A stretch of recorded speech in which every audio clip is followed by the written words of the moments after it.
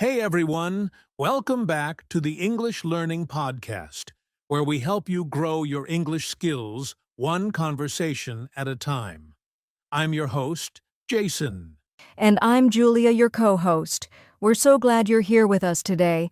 Whether you're listening while walking, studying, or just relaxing, this episode is going to give you a real mindset boost. Absolutely! Because today's topic is something powerful. It's not just about speaking English fluently, it's about thinking fluently. That's why we're calling this episode Make Your Mindset Fluent. Yes, a lot of people focus on grammar and vocabulary, and those are important.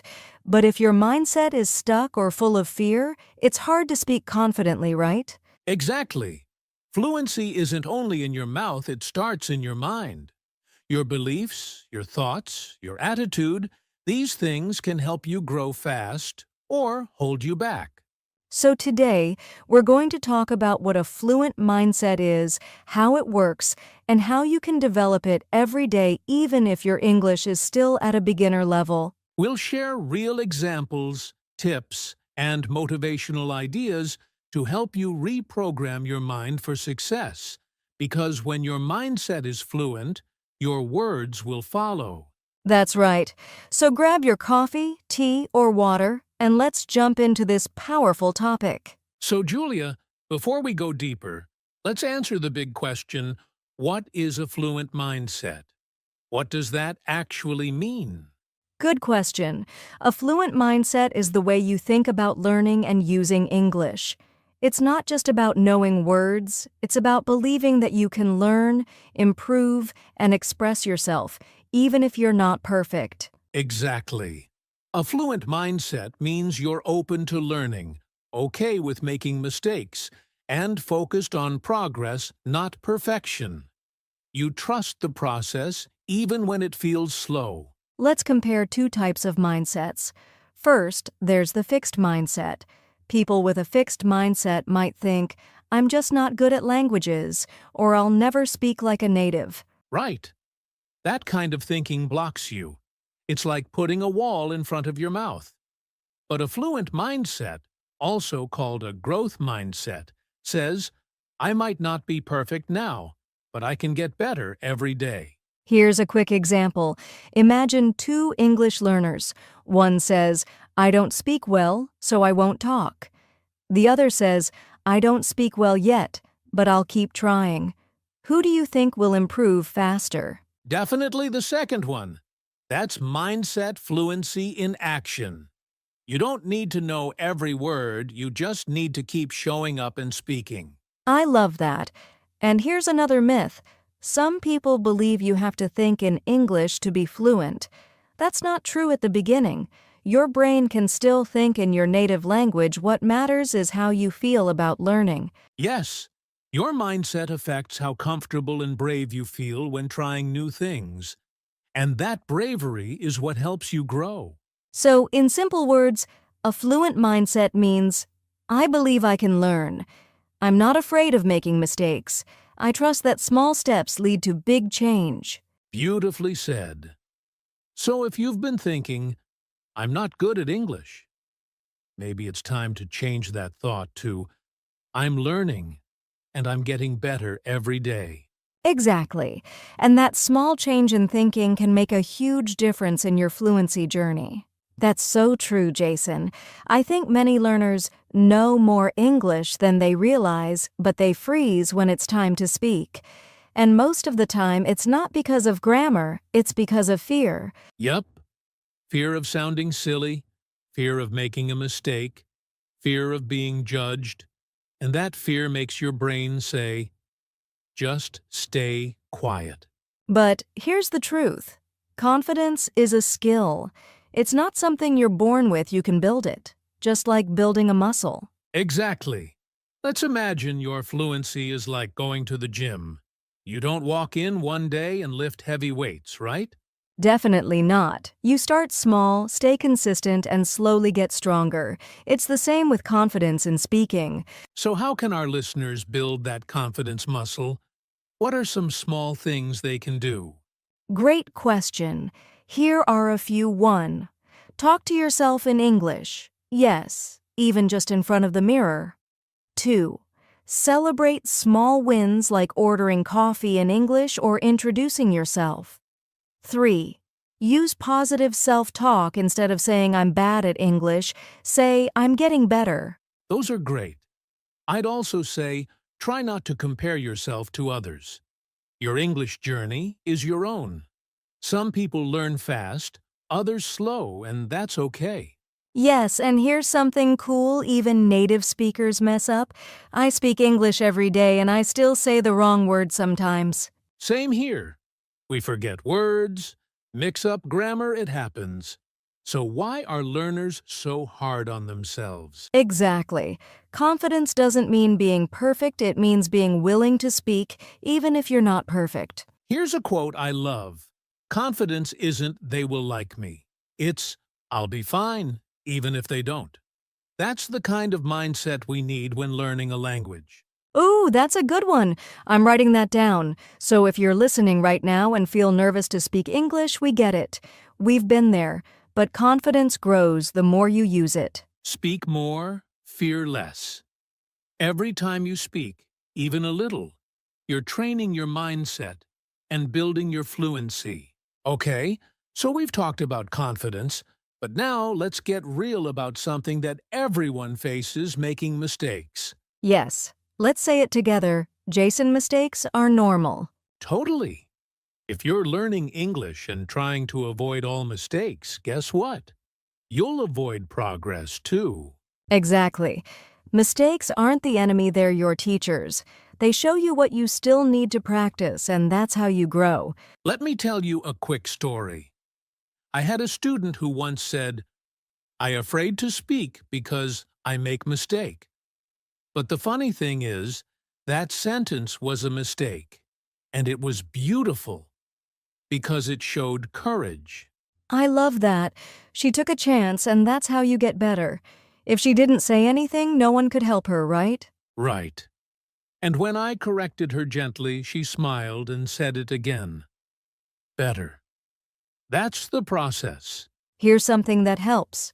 Don't call them mistakes, call them learning moments. When you say a word wrong and someone corrects you, that's a gift. Yes.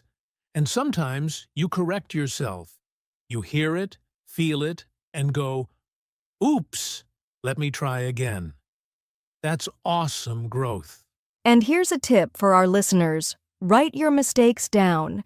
Keep a little notebook or use your phone. That way you can review and remember them. Great advice. And please, please don't be embarrassed. Everyone, even fluent speakers, still make grammar mistakes sometimes. One time I said she do instead of she does in a class, and I've been speaking English my whole life. See, it happens to the best of us. What matters most is, did you learn something from it? Yes, so if you're listening and thinking, I'm scared to make mistakes, we want to tell you it's okay. You're learning, you're growing, and we're proud of you. Keep speaking. Keep trying. And remember, every mistake means you're moving forward. So, we've talked about what a fluent mindset is, why confidence matters, and how mistakes are part of learning. But now, let's get practical. How can someone actually train this mindset every day? Yes, I love this part because mindset is not something you just have, it's something you build through daily habits. Like brushing your teeth, it has to be regular. Right. So here are some easy daily practices anyone can do, even if you're super busy. First one, daily self-talk in English. Just take 2 minutes and talk to yourself in the mirror. Yes. Say things like, I am improving. I'm proud of myself for trying. I will speak English confidently. These little phrases might seem simple, but they train your brain. Second habit. Set one small English goal every day. For example, today I will learn 3 new words, or today I will listen to a podcast for 10 minutes. I love that. Goals don't have to be big, just clear. One small goal a day means 30 goals in a month. Exactly. And here's a third habit. Use English in daily life even just a little. Change your phone language to English, write your shopping list in English, or think in English when walking. Yes, make English part of your environment. You don't have to move to the US or UK, just bring English into your daily world. Another habit I recommend is journaling. Just write 2 to 3 sentences about your day in English. It helps you practice grammar, new words, and reflection. And here's a fun one. Speak to AI tools or voice assistants in English. Say, "Hey Google, what's the weather like?" Or Siri, "Tell me a joke."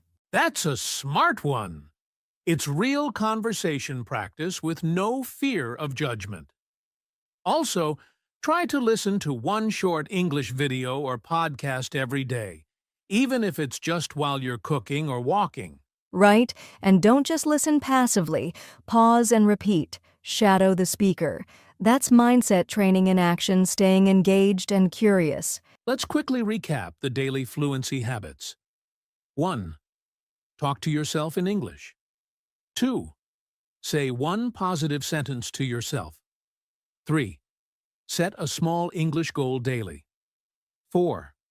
Use English in daily life. 5. Write a short journal in English. 6. Listen and shadow English content. So if you're listening to this and thinking, can I really train my mind to be fluent? The answer is yes, but you have to show up every day, even just for 5 minutes. Remember, mindset fluency is not about how much you know, it's about how often you show up and how positively you speak to yourself. One day at a time, one step at a time, and soon your fluent mindset becomes your fluent reality. All right, Julia, now let's talk about motivation. Because let's be honest, some days, you just don't feel like studying English, right? Oh yes, we all hit those moments, but this is where a growth mindset really helps. It reminds you, I'm not perfect yet, but I'm growing. That word "yet" is so powerful. I can't speak fluently yet. I don't understand everything yet. It gives you hope and keeps you going. Exactly. A growth mindset is like having your own inner cheerleader. It says, mistakes are okay. Progress takes time. Keep going. Let's give our listeners a few tips on how to stay motivated using this mindset. First one, celebrate small wins. Yes, maybe you understood a full sentence in a movie or ordered food in English. That's a win. Celebrate it. Second tip, track your progress. Write down what you learned each week, even just one new word or phrase. It reminds you how far you've come.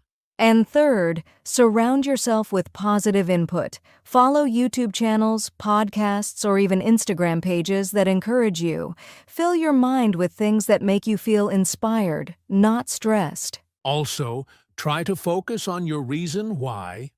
Why are you learning English? For a job? To travel? To connect with others? When you remember your reason, your motivation comes back. It's not just about grammar, it's about your dreams. And one last mindset trick. Be kind to yourself. Motivation doesn't mean going 100% every day. Some days you'll go slow, and that's fine. Yes, motivation is not always loud. Sometimes it's quiet. Sometimes it's just showing up even when you don't feel ready. So remember, if you're feeling tired or stuck, tell yourself, I'm not giving up. I'm just taking a breath.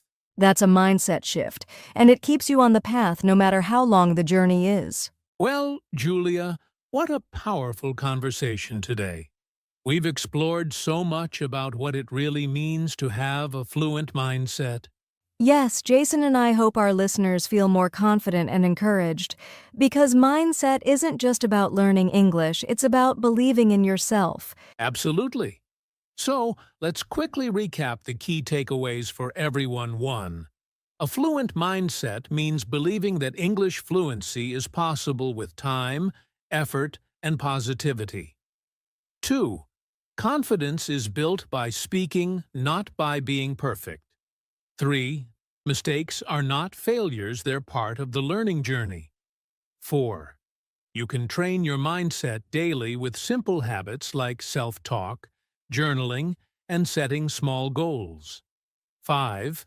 A growth mindset helps you stay motivated, especially on tough days. And don't forget you're not alone in this journey. Everyone learning English has struggles. But with the right mindset, you can turn those struggles into strength. If today's episode helped you, we'd love to hear from you.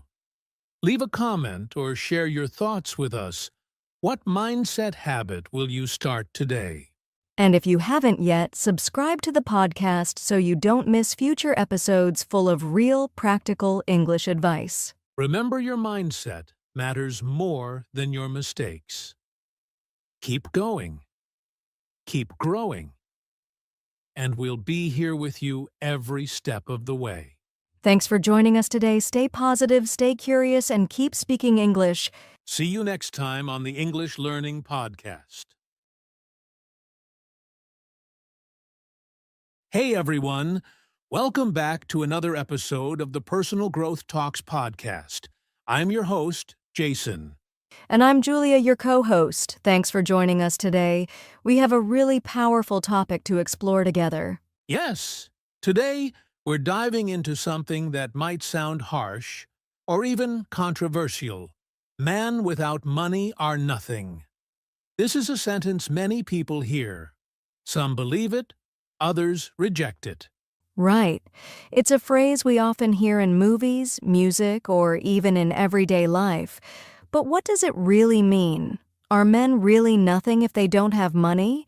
Or is this just a social mindset we need to question? Exactly.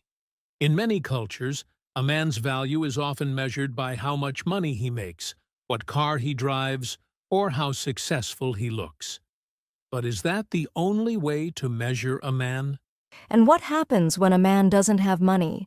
Does he lose his respect, his relationships, his sense of identity? These are the questions we'll explore today. Our goal isn't to criticize anyone. We just want to open up an honest conversation. Whether you're a man feeling this pressure or someone trying to understand it, we hope this episode gives you a new perspective. We'll also share real stories, personal reflections, and practical tips for building a strong identity that doesn't depend only on money. So stay with us, and let's begin by talking about why this topic matters so much in today's society. So, Julia, let's talk about why this topic matters so much in today's world. Why is it that the idea, a man without money is nothing, keeps coming up again and again? Well, Jason, I think a big reason is that we live in a world where money equals power. It affects status, influence, relationships, and even how people treat you. And unfortunately, men often carry a heavy burden. They feel like they have to be the provider, the protector, the one who earns the most. That's true. From a young age, boys hear things like, be a man, don't depend on anyone, or your job is to take care of the family. And while being responsible is good, it also creates pressure. It teaches them that if you don't have money, you're a failure. Exactly. And in today's world, especially with social media, men are constantly comparing themselves. They see other men showing luxury cars, big houses, expensive watches, and they start feeling less than if they don't have those things. And that comparison can be dangerous. Some men fall into depression, anxiety, or even risky behaviors just to look rich or successful. Not only that, but women, and society in general, sometimes expect men to be financially strong before they're seen as worthy. Like, if a man doesn't have a good job or enough money, he's often judged or rejected. Right. And that's what makes this topic so important.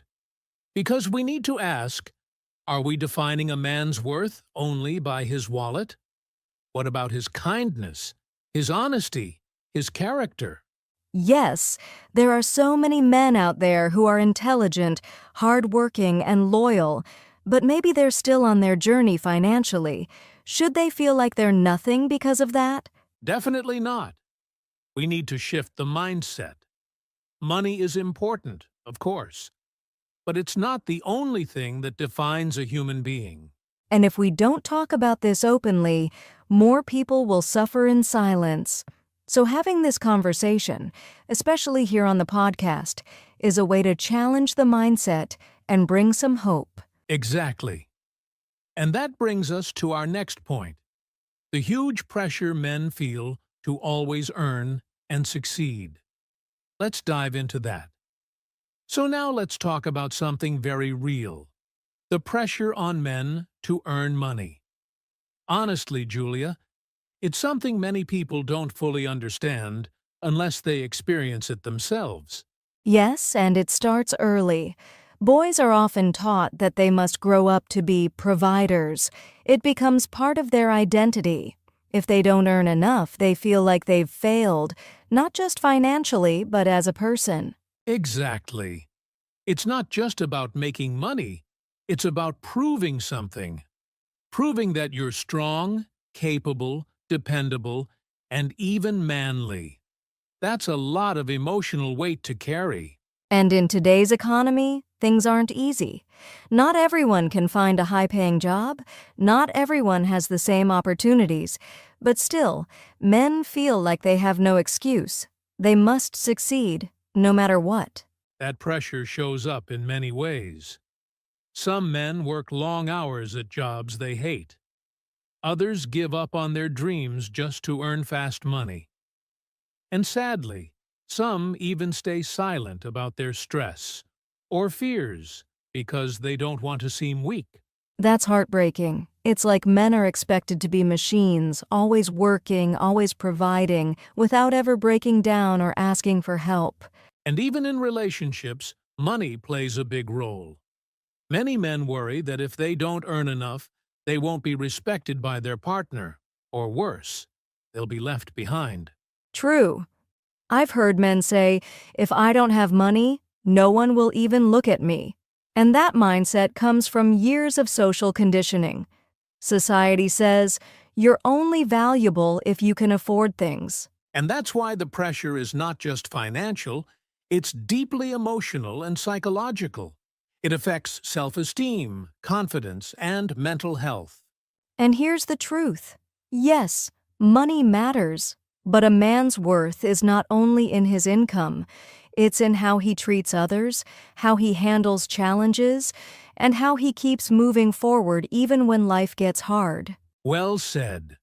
So let's move on and ask the big question. Is a man's worth only measured by his income? Let's explore that next. All right, let's ask the big question. Is a man's worth only measured by his income? What do you think, Julia? I'll say this, Jason. It shouldn't be. But unfortunately, in many parts of the world, people do judge a man by how much money he makes. It's like society has created this invisible scale. The more money you have, the more valuable you are. Yes, and that's a very dangerous way to measure someone's worth. Of course, income is part of life. We all need money to survive, to support ourselves and our families. But it's just one part of a person's identity. Right. A man could be a great father, a loyal friend, a wise thinker, or a kind human being. But if he doesn't have a big bank account, many people overlook all of that. That's so true. And think about the people who are still working hard every day to grow. Maybe they lost a job, or maybe they're in school, or trying to start something new. They still have value, even if the money hasn't come yet. Exactly. But sadly, some people only see what's visible: money, success, lifestyle. They don't see the potential, the effort, or the character behind the man. And that can really destroy a man's confidence. He starts to believe, I'm not enough. I don't matter. No one respects me because I don't have money. That inner voice becomes very toxic. Yes, and it can lead to depression, anger, or even isolation. That's why we have to change the message we send, especially to young men. Their worth isn't tied to their wallet. It's tied to who they are. I agree. I mean, some of the greatest men in history, leaders, teachers, inventors, were not rich. What made them great was their mindset, their heart, and their impact on others. And even today, there are millions of hardworking men out there who give their best every day, not for fame or money, but for love, for growth, for purpose. We need to celebrate that too. Absolutely. So to anyone listening right now who feels less than because of money, please know you matter. You are not defined by your paycheck. You are so much more. And now that we've unpacked that question, let's go deeper. Let's talk about how societal expectations and personal identity are often in conflict. That's coming up next. So Julia, let's talk about something really important. Societal expectations versus personal identity. Because a lot of the pressure men feel comes from what society expects them to be. Yes, absolutely. Society often says, a real man provides, a real man is strong, a real man doesn't cry, and of course, a real man must have money. But who gets to decide what a real man is? Exactly. These expectations are like invisible rules that many men try to follow, even if those rules go against their true selves. It's like wearing a mask just to be accepted. And over time, that mask becomes heavy. A man might want to be an artist, a teacher, a stay-at-home dad, or even take a break to focus on mental health. But if those roles don't come with high income or status, people start judging him. Right. It's like society says, don't be who you are. Be who we expect you to be. And that creates a deep conflict inside. A man starts to feel lost. Should I follow my passion or follow the money? And sadly, many choose money, not because they want to, but because they feel they have no other choice. They're afraid they'll be seen as weak, lazy, or irresponsible. And that's where identity begins to suffer. When you live your life based only on others' expectations, you lose touch with your true self. And that can lead to burnout, sadness, or even identity crisis. The truth is, personal identity is powerful. When a man knows who he is, his values, his dreams, his purpose, he becomes strong from the inside. Money or no money, he feels whole. Yes, and that inner strength often leads to outer success later on. Because when you live with purpose and passion, you create your own path, not just follow someone else's. So for any man listening today, ask yourself, who am I really? Am I living for myself or just to please others? That one question can change everything. Well said, Julia. Now let's hear some real-life stories of men who were judged for not having money, and how they dealt with it. I think this will really connect with our listeners. So let's share some real-life examples now. Because sadly, many men around the world have been judged, or even rejected, just because they didn't have money. Yes, and these stories are painful, but they're also powerful. They help us see the emotional cost of this kind of thinking. One story that really stuck with me is about a young man named Amir.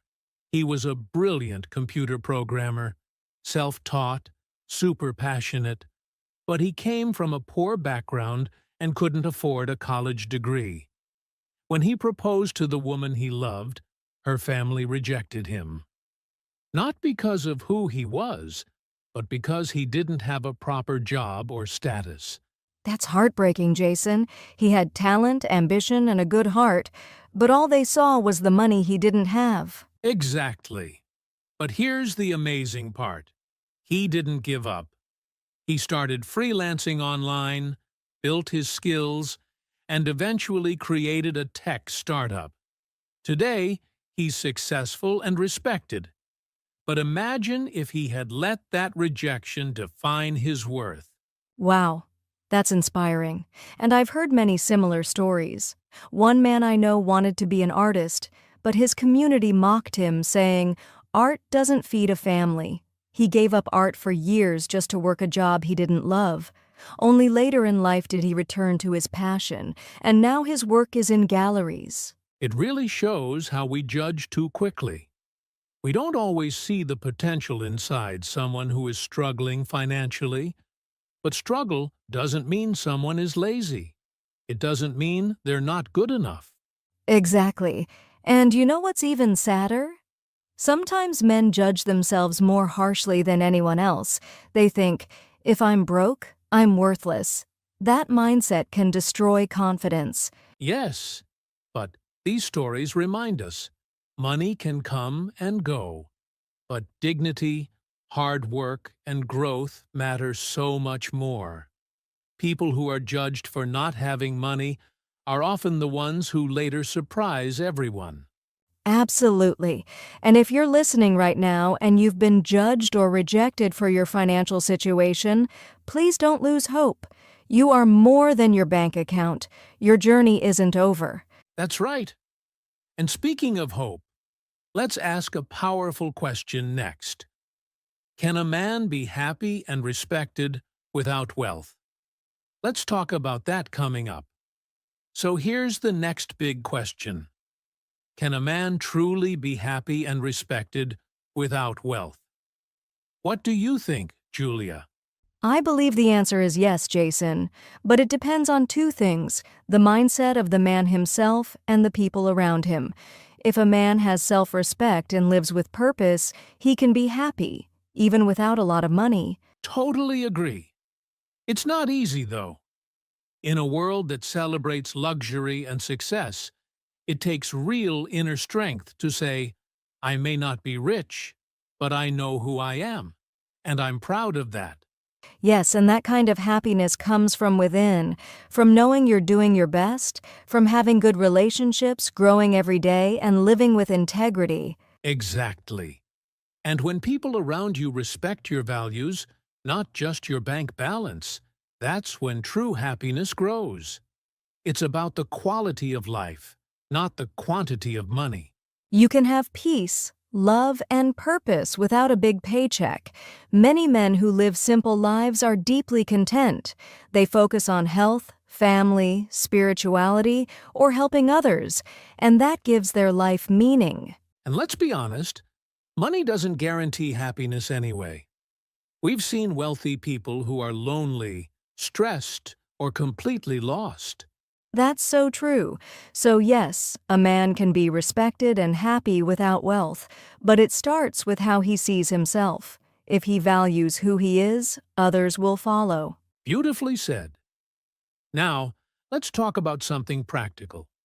How can men build value beyond money? What are the things that really make someone rich in character? Let's explore that next.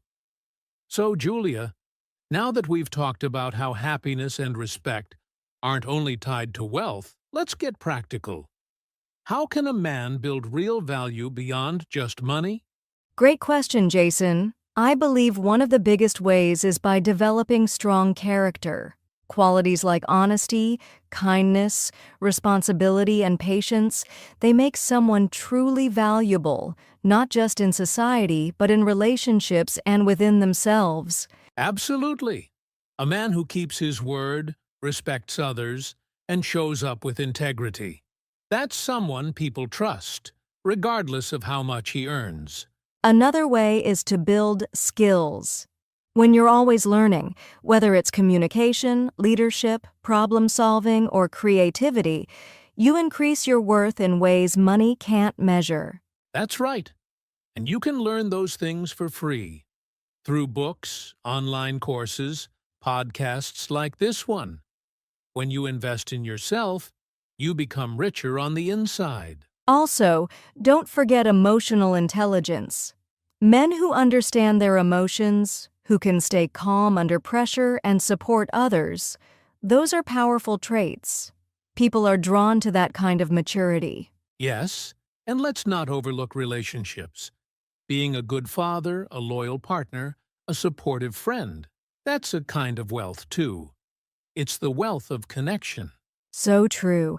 And even giving back, volunteering, mentoring, or simply encouraging someone adds to your value. Because when you lift others, you lift yourself. Exactly.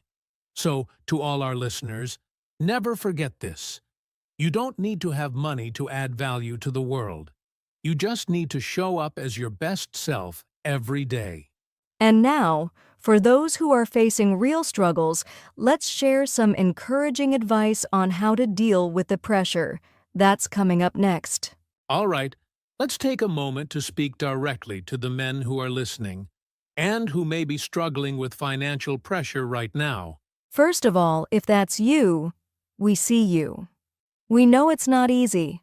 The stress of trying to provide, feeling judged, or feeling less than can be overwhelming. But please remember, your situation doesn't define you.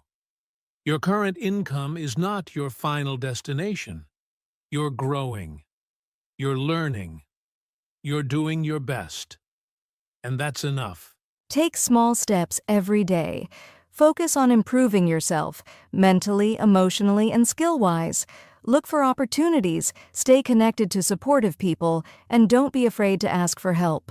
And most importantly, be kind to yourself. You are not a failure. You are not alone. You are worthy of respect, love, and happiness, no matter your financial situation. You are more than money. You are human, and you have value, right now just as you are. All right, let's wrap up with some final thoughts and encouragement before we close today's powerful episode. Well, Julia, this has been a deep and meaningful conversation. To all our listeners, remember, your worth is never defined by money alone. Yes, Jason, you are valuable for who you are, your character, your kindness, your courage to keep going even when things are tough. So keep believing in yourself. Keep growing. And remember, success comes in many forms, not just financial. Thank you so much for listening to Personal Growth Talks podcast.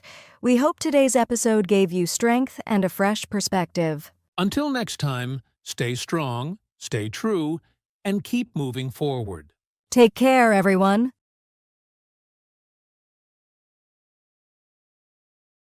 Hello, everyone, and welcome to the English Learning Podcast. I'm your host, Jason, and today we're diving into a topic that's on everyone's mind as we head into the new year: how to master English fast in 2025. Whether you're a beginner or someone looking to refine your skills, this episode is packed with tips to help you speed up your learning and make real progress. And I'm your co-host, Julia. You know, Jason, learning English is no longer just a skill, it's a necessity. Did you know that over 1.5 billion people are learning English worldwide right now? That's nearly 20% of the global population. English is not just a language.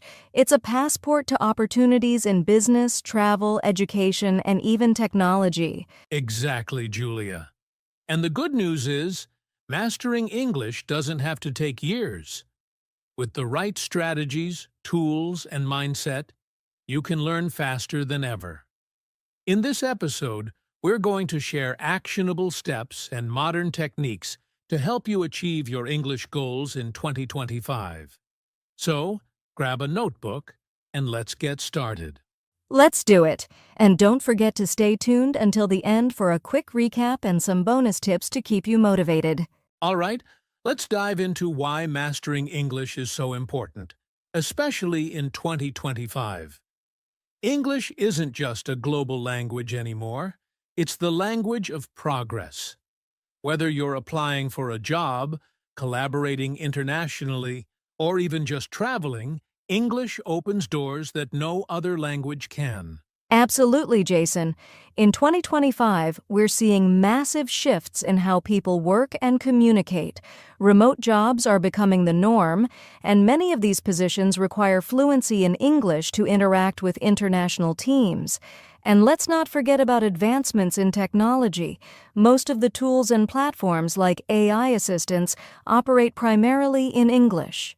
That's a great point.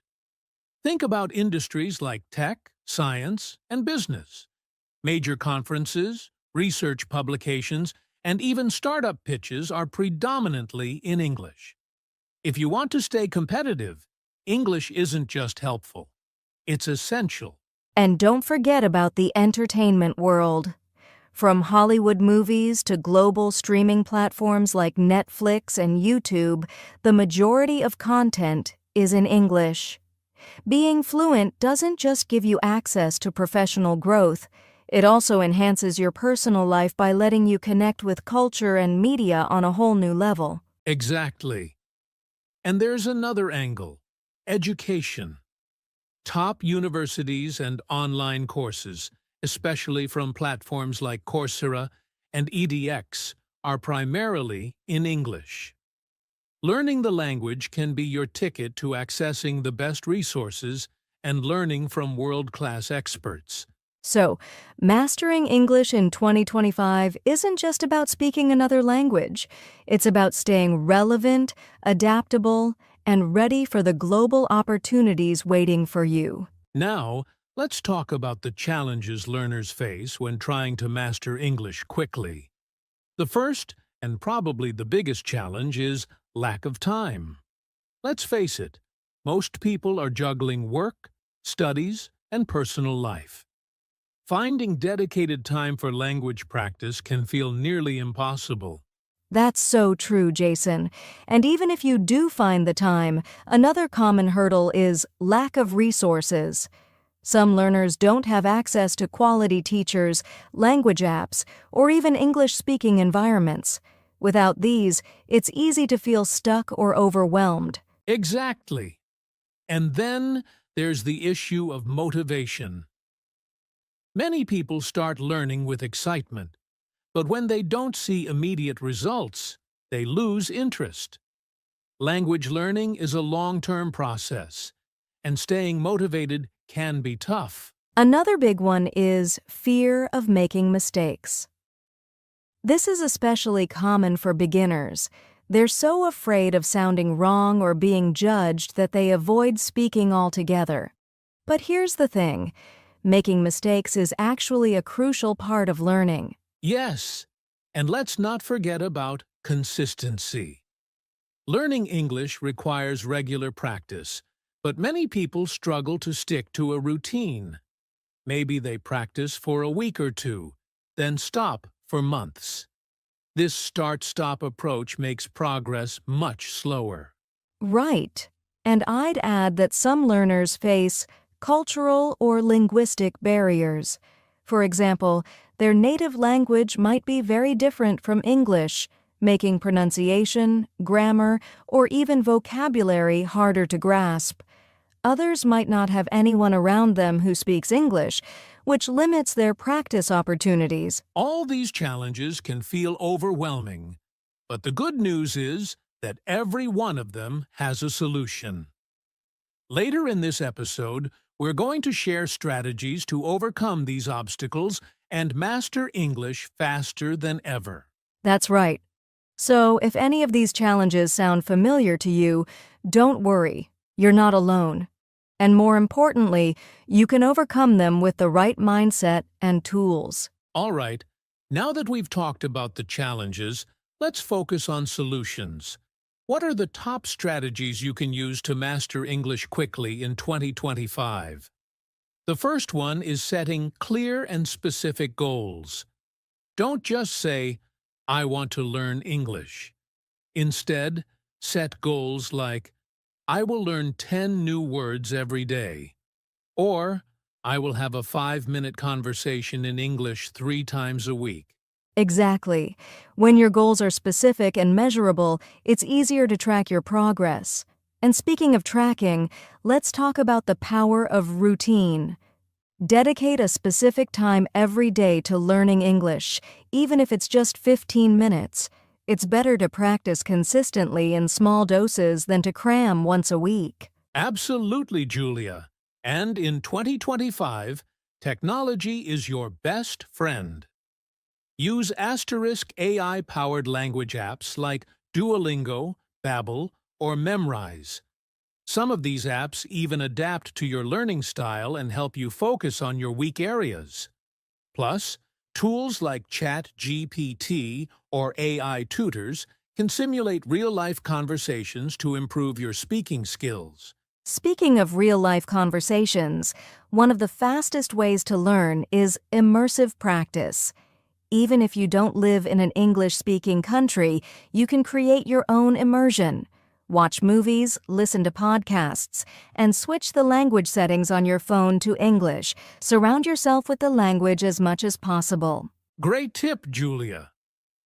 Another key strategy is learning phrases, not just words. Memorizing vocabulary is important, but learning phrases helps you sound more natural.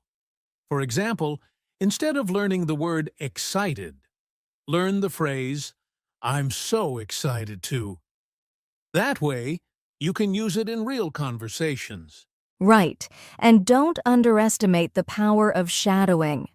This technique involves listening to native speakers and repeating what they say, mimicking their tone and pronunciation. It's a fantastic way to improve your accent and fluency. Another game changer is finding an accountability partner or language buddy. This could be a friend, teacher, or even someone online who is also learning English. Having someone to practice with keeps you motivated and on track. Exactly. And for those who don't have a partner, don't worry. You can practice speaking by recording yourself. Talk about your day, narrate what you're doing, or describe something around you. The goal is to get comfortable forming sentences out loud. One more tip. Don't be afraid to use English in real-life situations. Start small, like ordering food at a restaurant, asking for directions, or even commenting on social media in English. Real-world practice is where the magic happens. Finally, remember to celebrate your progress. Every small milestone, whether it's mastering a tricky grammar rule or holding your first conversation, is worth celebrating. It keeps you motivated and reminds you how far you've come. These strategies are practical and proven. So, start applying them today, and you'll be amazed at how much progress you can make in just a few months. Exactly. And don't forget, consistency and a positive attitude are your best allies. Stick around because next, we'll talk about how to stay motivated on this journey. Now, let's talk about one of the biggest challenges for language learners: staying consistent and motivated. Julia, why do you think consistency is so hard for people? Well, Jason, I think it's because life gets in the way. Work, school, family, and other priorities make it hard to stay on track. Plus, when learners don't see quick results, it's easy to lose motivation. Exactly. But here's the thing. Progress in language learning is like planting a tree. You might not see it grow every day, but if you water it consistently, it'll eventually flourish. So, the first tip is to create a learning schedule. Even just 10 to 15 minutes a day is better than cramming for hours once a week. And to make it easier to stick to your schedule, try pairing your learning time with a habit you already have. For example, listen to an English podcast while commuting or practice vocabulary during your coffee break. This technique is called habit stacking, and it works wonders. Great tip! Another way to stay motivated is to set short-term rewards. For instance, after completing a week of consistent practice, treat yourself to something you enjoy. Maybe a movie, your favorite snack, or even a break day. And don't forget to track your progress. Use a journal, an app, or even a simple checklist to record what you've learned. Seeing how far you've come can be a huge boost, especially on days when you feel like giving up. Absolutely. Another powerful motivator is to remind yourself why you're learning English? Is it for your career, to travel, or to connect with new people? Keep your goal in mind, and whenever you feel unmotivated, visualize the opportunities that English will unlock for you. And if you ever hit a roadblock, remember to focus on progress, not perfection. Mistakes are a natural part of learning.